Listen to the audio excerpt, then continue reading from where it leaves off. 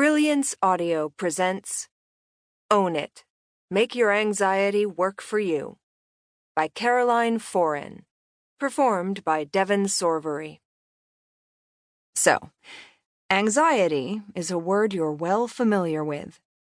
It's a concept that's thrown about and overused on a daily basis, especially in today's exaggerated world of social media, where Harry Styles might fancy himself a haircut, leaving the rest of us unable to cope with the transformation.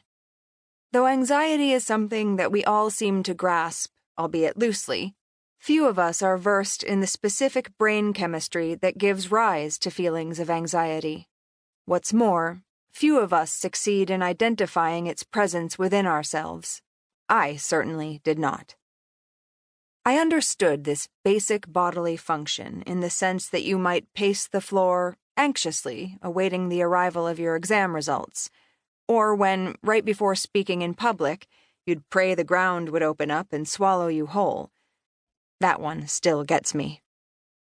I also had a vague understanding of the fight or flight response, and how, at least from an evolutionary perspective, it was essential for our survival. It is our body's innate way of protecting itself, and when you take a moment to think about it, it's actually kind of impressive. Obviously, it isn't a feeling you'd relish, but that kind of anxiety made sense. It was fleeting. It spurred you on. It showed that you cared. There was always an easily isolated reason that triggered it, and, like clockwork, it passed with the event. Until, one day, with no big anxiety-inducing event around the corner, and no life-threatening grizzly bears in my immediate vicinity, the very unsettling feeling of anxiety was just there. Always.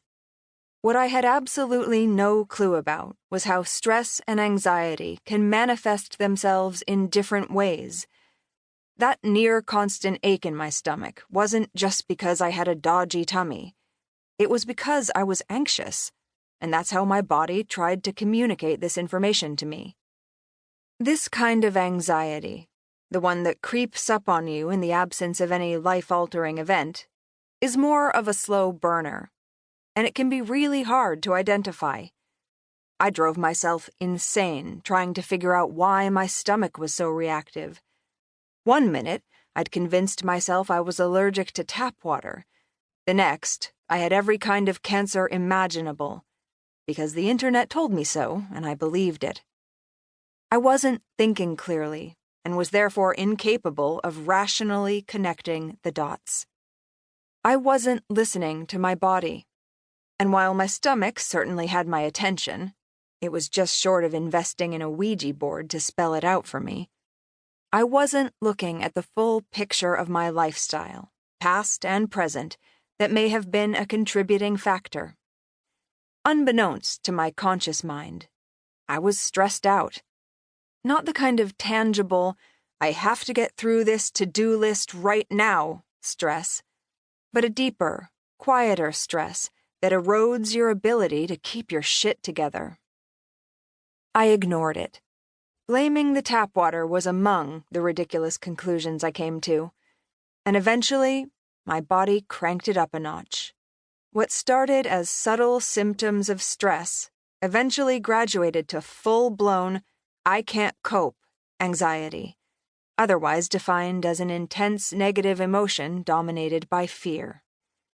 And when I say I couldn't cope, I mean that as literally as those words were originally intended to be understood, as opposed to when we can't cope with our celeb crush's tabloid headline.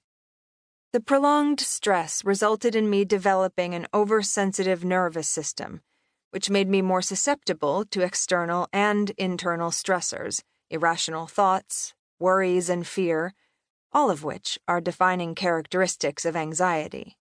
And, in turn, this made me fearful of the fear itself. I was no longer flourishing or thriving. I wasn't sailing along. I was struggling to cope, literally, with the most basic aspects of living. And that, as you may know, is fucking terrifying.